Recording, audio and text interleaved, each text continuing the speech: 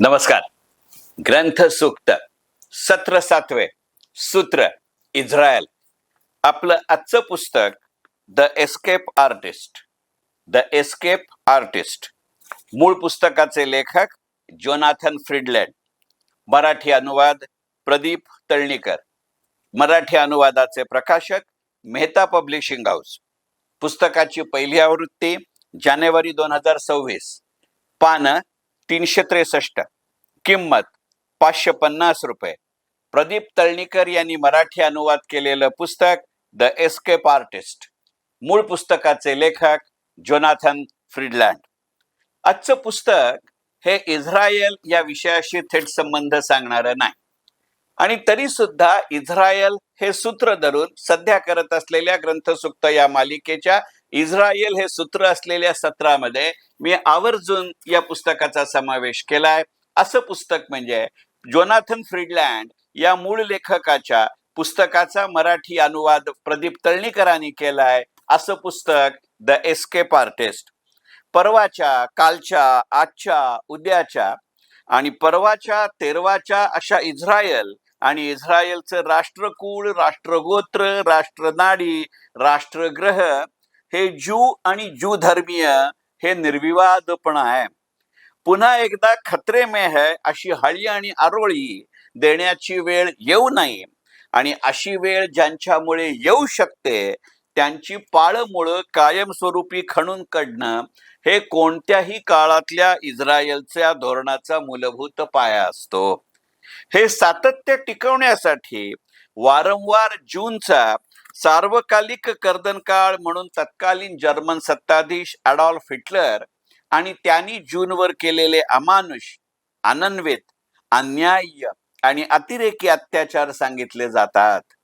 ते अत्याचार ज्याच्यामुळे जगात पहिल्यांदा जगजाहीर झाले तो वीरपुरुष म्हणजे रुडॉल्फ वर्बा हा या पुस्तकाचा नायक आहे. असा या पुस्तकाशी म्हटलं तर इस्रायलशी या पुस्तकाचा बादरायण संबंध आहे. एप्रिल 1944 मध्ये 19 वर्षाचा रुडॉल्फ वर्बा आणि त्याचा सहकारी फ्रेड वेस्लर ज्यू छळ छावणीतनं निसटले. असं यशस्वीरित्या करणारे ते पहिले ज्यू ठरले. या वाक्यातला यशस्वी हा शब्द अत्यंत महत्वाचा आहे, कारण रुडॉल्फ वर्बा आणि त्याचा सहकारी फ्रेड वेस्लर या दोघांच्या आधी पळून जाण्याचा प्रयत्न अनेकांनी अनेकदा केला, पण दरवेळी ते पकडले गेले. आणि अशी मंडळी एकदा पकडली गेली की त्याच्यानंतर त्यांचे अत्यंत अमानुष्य पद्धतीने छळ करून त्यांना जीव मारलं जायचं.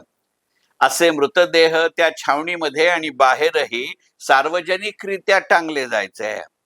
अशा वेगवेगळ्या विचित्र पद्धतीने पकडलं आणि मारलं जाण्याची प्रसिद्धी केल्यानंतर त्यामुळे दुसऱ्या कोणालाही त्याची धडकीच भरावी अशा पद्धतीचं वातावरण निर्माण केलं जायचं. म्हणजे कुत्ते की मौत असं आपण म्हणतो, त्याचे नानाविध प्रकार त्या छळछावण्यांमध्ये केले गेले याचा तो पुरावा आहे असं म्हटलं तर वावगं ठरू नये. आणि अशी अनेक वर्णनं द एस्केप आर्टिस्ट या पुस्तकामध्ये येतात. ज्यू मंडळींसाठी छळछावणी हा एकमेव नियंत्रणाचा मार्ग नव्हता. फार आधीपासून सर्वंकषरित्या टप्प्याटप्प्यात असे निर्बंध कसे लादण्यात येत गेले, आणि या पुस्तकाचा नायक रुडॉल्फ वर्बा यांनी स्वतः ते कसे अनुभवले याचे तपशील द एस्केप आर्टिस्ट या पुस्तकात देण्यात आले आहेत. विशिष्ट भागात राहण्याची सक्ती करणं, विशिष्ट वेळेतच फिरण्याची मुभा देणं, ज्यू मंडळींना किंवा विद्यार्थ्यांना शाळेत प्रवेश न देणं, ज्यू मंडळींनी कोणत्या पद्धतीचा व्यवसाय करावा, त्यांनी आपलं चरितार्थ कसं चालवावं, त्यांनी नोकरी केली तरी इतरांपेक्षा त्यांना कमी दरानं पगार कसा दिला जाईल, अशी नानाविध उदाहरणं. अगदी त्यांनी एक विशिष्ट पद्धतीचा पिवळ्या रंगाचा बिल्ला आपल्या वेशावरती लावलाच पाहिजे अशी सक्ती करणं. म्हणजे येन केन प्रकारेण तुम्ही ज्यू आहात आणि तुम्हाला या समाजामध्ये स्थान नाही हे मनावरती बिंबवणं, हे म्हणजे स्वतःच्या घरात राहून सुद्धा छळछावणीत राहिल्याचा गत्यंतर किंवा प्रत्यंतर. असं पुस्तक आणि असं वर्णन म्हणजे रुडॉल्फ वर्बा हे नायक असणार द एस्केप आर्टिस्ट या पुस्तकाचं मला वाटणारं वैशिष्ट्य म्हणजे रुडॉल्फ वर्बा ज्यू छळ छावणीतनं पळून जाण्यात यशस्वी होणं हे त्याच्या आयुष्यातलं पहिलं आणि एकमेव सुटणं नव्हतं. अबोध वयात घर सोडून जाणं किंवा जावं लागणं आणि हे आता कायमस्वरूपी जाणं याची जाणीव त्या वयातही त्याला असणं ही रुडॉल्फ वर्बा याच्या प्रवासाची सुरुवात आहे. फ्रेडरिक फोर्सिथ एका वेगळ्या अर्थाने नो कमबॅक हे त्याच्या कथेमध्ये सांगतो. तसं जणू काही त्या वयामध्ये आपल्या घरातनं बाहेर पडत असताना रुडॉल्फ वर्बाला हे नो कमबॅक आहे याची पूर्ण जाणीव होती. त्याच्या मनोस्थितीचं मनोज्ञ वर्णन करणारं पुस्तक म्हणजे द एस्केप आर्टिस्ट. कोंडाणा किल्ला सिंहगड होण्याच्या लढाईत सूर्याजी मालुसरे जसं त्या मावळ्यांना सांगतात की मी सारे दोर कापून टाकले आहेत, त्यामुळे आता इथंच राहायचंय आणि तुम्हाला लढायचंय, असं वेगळ्या अर्थी परत येण्याचे सारे दोर कापलेत याची मनोमन असलेली जाणीव आणि या जाणीवेतनं वेगवेगळ्या ठिकाणून वेगवेगळ्या परिस्थितीमध्ये वेगवेगळ्या पद्धतीनं वेगवेगळ्या कारणाने पळत राहावं लागलेलं, देश सोडावा लागलेलं, नाव सोडावं लागलेलं अशा व्यक्तीचं आयुष्य चित्रण म्हणजे द एस्केप आर्टिस्ट हे पुस्तक.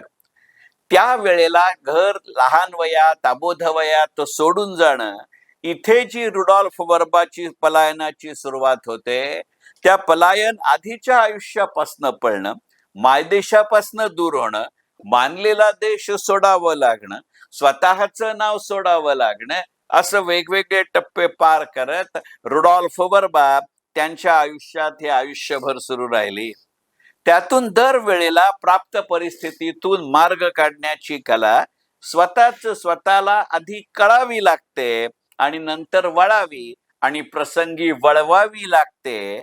आणि ती कला रुडॉल्फ वर्बा यांना आयुष्यभर जमली याचं चित्रण, प्रत्येकारी पण अंगावर शहारा आणणारं वर्णन म्हणजे द एस्केप आर्टिस्ट.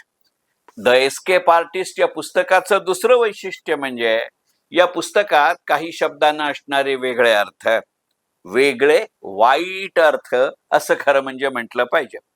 आपण आता रिझर्वेशन हा शब्द आरक्षण अशा अर्थानं उपयोगी आणतो. मग आपण रेल्वेचं तिकीटही रिझर्व करतो, म्हणजे ती सुविधा दिलेली असते, आपण पैसे भरतो, ऑनलाईन किंवा ऑफलाईन पद्धतीनं ते तिकीट करतो आणि त्याला आपण रिझर्वेशन असं म्हणतो. पण या पुस्तकात रिझर्वेशन या शब्दाचा अर्थ वेगळा आहे. कोणत्याही गावात एखाद्या विशिष्ट भागातच ज्यू मंडळींना वस्ती करून राहावं लागायचं आणि मग ज्यू मंडळी ज्या वस्तीत राहू शकतील असा निर्णय त्या वेळच्या सरकारनं जो घेतलेला आहे त्या हद्दीच्या बाहेर ज्यू मंडळींना साधं जायही करता यायचं नाही. अशा अर्थानं रिझर्वेशन हा शब्द या पुस्तकामध्ये वापरला गेलाय. जसं रिझर्वेशन या शब्दाचा हा अर्थ या पुस्तकात आहे, तसाच या पुस्तकामध्ये असलेले कॉन्सन्ट्रेशन, लिमिटेशन या शब्दासहित इतर अनेक शब्दांबाबत होतं हे लक्षात घ्यावं लागतं. आणि मग खरं सांगायचं म्हणजे अशा पद्धतीनं रिझर्वेशन, कॉन्सन्ट्रेशन, लिमिटेशन हे शब्द रुडॉल्फ वर्बाच्या बाबतीत एस्केप आर्टिस्ट मध्ये वाचायला लागतात. तसं मग ॲन फ्रँक आठवावी लागते आणि लिओन युरिस सुद्धा. या पुस्तकाचं अजून एक वैशिष्ट्य म्हणजे तसा कोणताही आव न आणता हे पुस्तक केवळ शब्दांचं खरं अर्थ नव्हे तर संपूर्ण जगण्याची भाषा शिकवते. आणि त्यातून हे पुस्तक वाचत असताना लक्षात येत राहतं की पलायन आणि सुटका करून घेणं हे कधीच एक नसतं. सुटका होणं आणि सुटका करून घेणं हे कधीच एकच नसतं. आयुष्य जगण्यासाठी धावणं आणि आयुष्य वाचवण्यासाठी धावणं हे कधीच एकसारखं नसतं. मी पुन्हा म्हणतो की एस्केप आर्टिस्ट हे पुस्तक वाचत असताना वारंवार जाणवत राहतं की पलायन आणि सुटका करून घेणं हे कधीच एकच नसतं. सुटका होणं आणि सुटका करून घेणं हे कधीच एकच नसतं.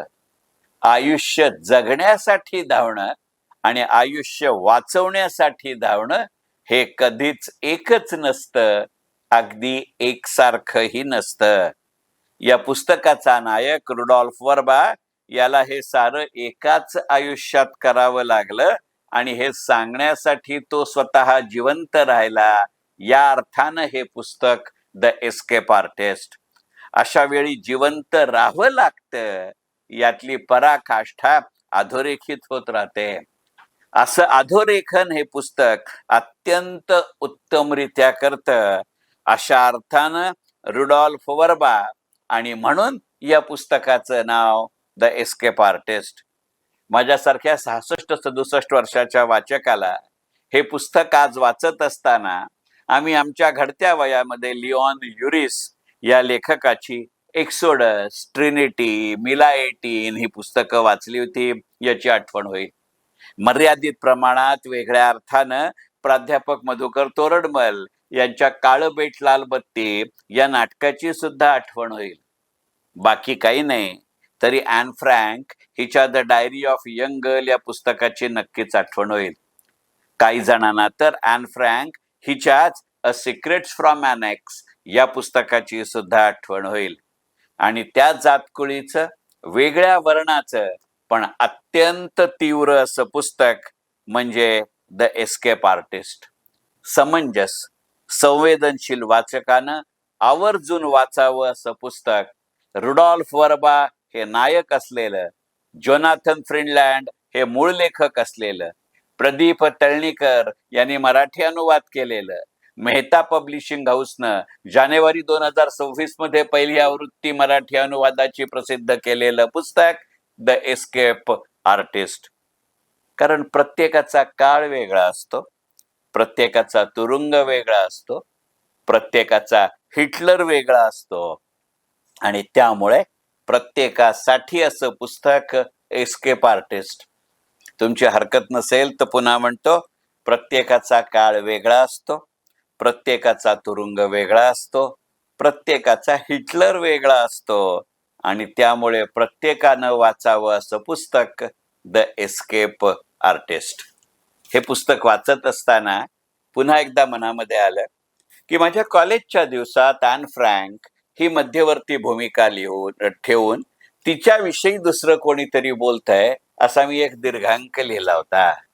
एस्केप आर्टिस्ट वाचताना फार मनापासून वाटलं की आज पुन्हा एकदा एकपात्री अशा पद्धतीचं तास सव्वा तासाचं या पुस्तकाला आधारभूत ठेवून एखादं सादरीकरण मी करावं का, या विचारापासून सुटका होऊ नये अशाही अर्थानं द एस्केप आर्टिस्ट. मनपूर्वक धन्यवाद. ग्रंथसूक्त.